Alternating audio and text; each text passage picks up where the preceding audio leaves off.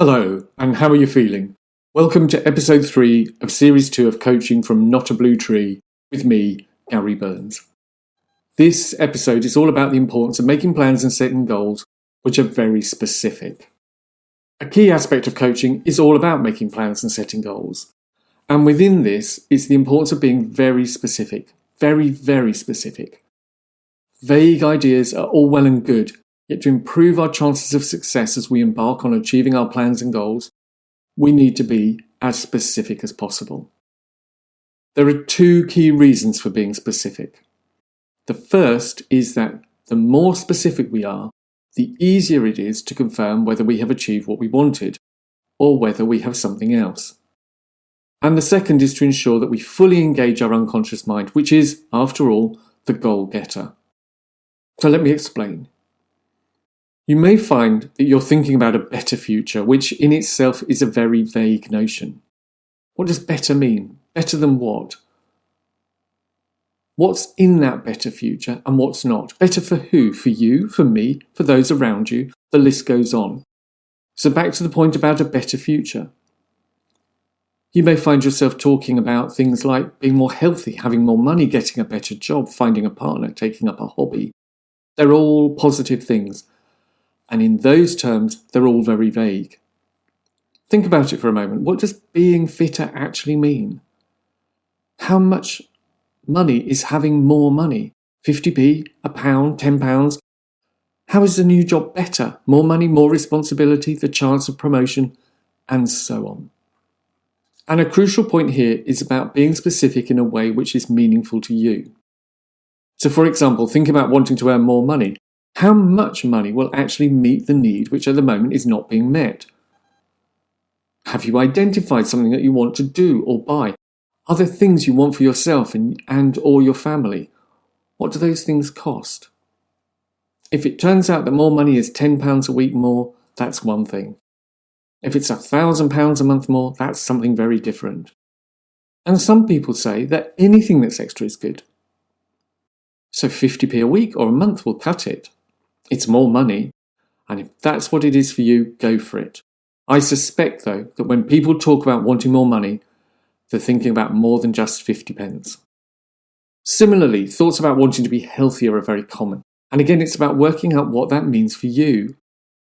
Is it about running or walking a certain distance in a set time? Is it about being a specific weight or size? Maybe it's about attending a certain number of exercise classes each week and taking part. Think about the specificity here. You could think you're being very specific when you say that you'll go to the gym twice a week. I know people who do that. They go twice a week. They have a chat and a coffee, and sometimes they have a muffin too. They don't actually do any exercise, and then wonder why they're gaining weight and needing larger clothes. I hope you get the point. At times, it can be a challenge to work out exactly what the specific plan or goal actually is. And this is where working with a coach can really pay off. I can't tell you what your specific plan or goal will be. That's for you to decide. I can, though, ask the questions and challenge your thinking so that you get to that very specific target. As I said before, we firstly want that very specific plan or goal so that we can say with certainty that we've achieved it or we've achieved something else. There's no doubt, which allows us to evaluate what we've done and what we may want to do again and what we may want to do differently. And this leads me to the second reason for wanting to be very specific.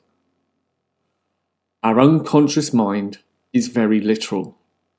If you tell it you want to be richer, it will draw your attention to the dropped pound coin in the street and then tick the task off as complete. Similarly, if you talk about wanting a better job, it'll bring into your awareness lots of opportunities based on what it judges as better, which may in fact not be what you want. For example, you may be moaning a lot about the people you work with, and your unconscious mind can interpret this as you wanting to work alone, which may indeed be what you want. Or it could just be that you don't get on with your current team and would hate to work alone. So by being very specific, you're giving your unconscious mind precise direction. The wanting to have more money, be richer, suddenly becomes an exact amount, so your unconscious mind knows exactly what you want. It can then set about making it happen, bringing opportunities and options into your awareness.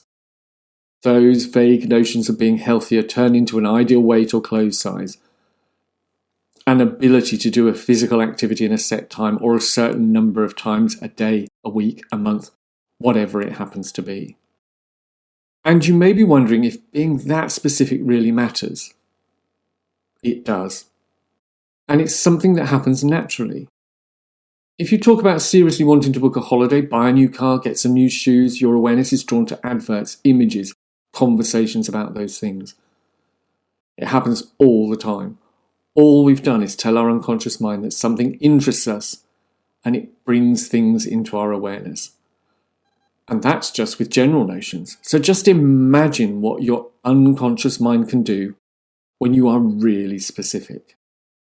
Having looked at why you need to be very specific when setting goals and making plans, and how this firstly allows you to say with certainty that you've achieved what you wanted, or you've achieved something else, and secondly to engage the power of the unconscious mind, it's worth considering what helps that process even further.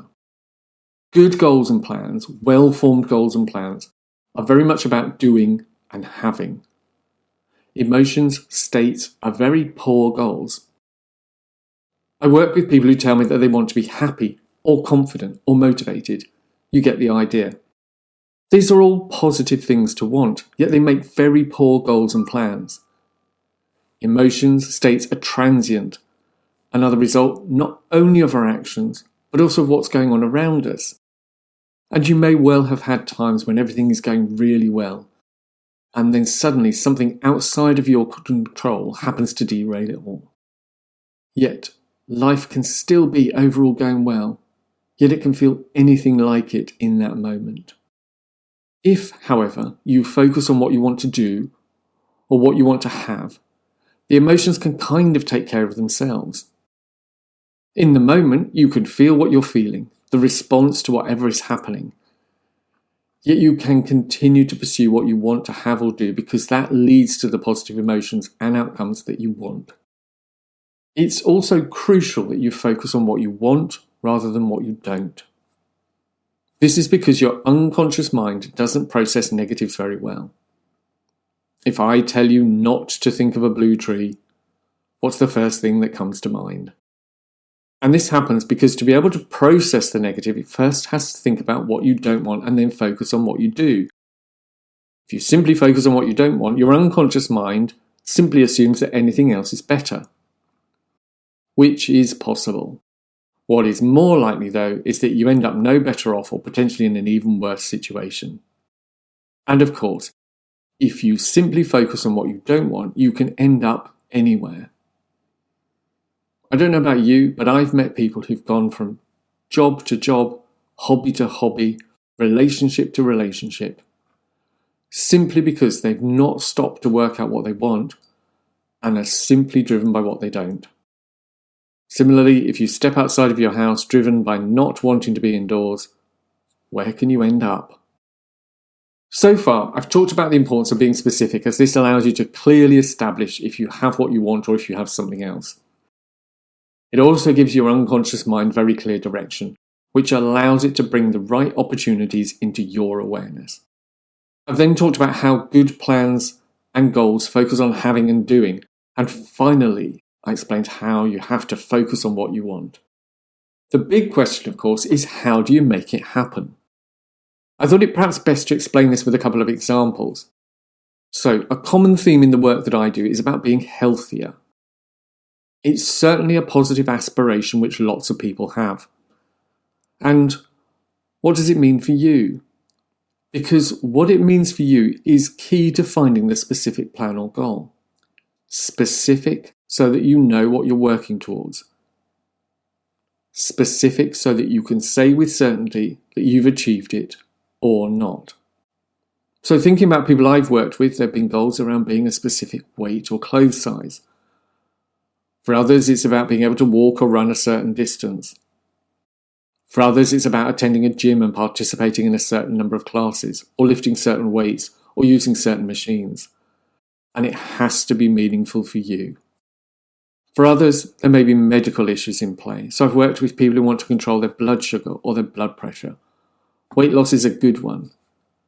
It's so much better to set a target weight rather than focusing on losing a certain number of pounds or kilos. No one wants to lose anything. A target weight also adds to the long-term motivation. Similarly, going to the gym sounds specific, except you can go to the gym and have a coffee and a muffin. Is that what you're really after? So it has to be about taking part in a set number of classes, or doing so many reps on a variety of machines, or lifting however many kilos. All you need to do is check is to think about whether you can say with certainty that you've done it, yes or no. No in-betweens, no sort ofs or kind ofs. Another very common goal is around having more money, being richer.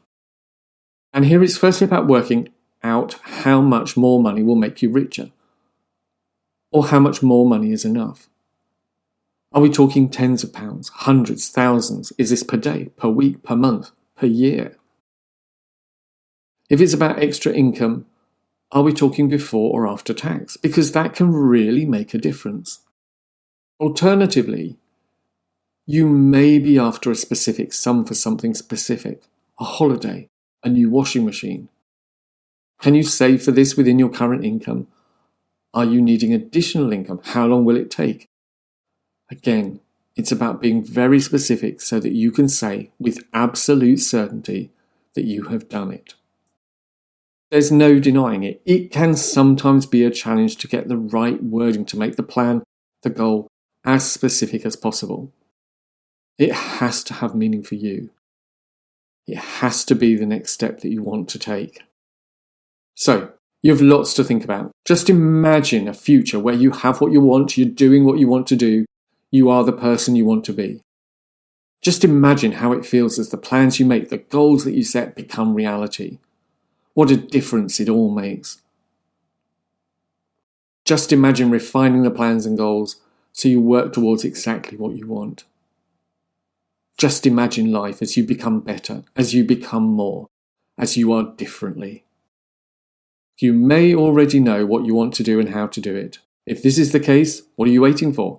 Now is the time to do it. If you're not sure, you can always book a free initial consultation on my website, notabluetree.com, and then take the next step. You know that you can do it, and you know that it makes sense, don't you?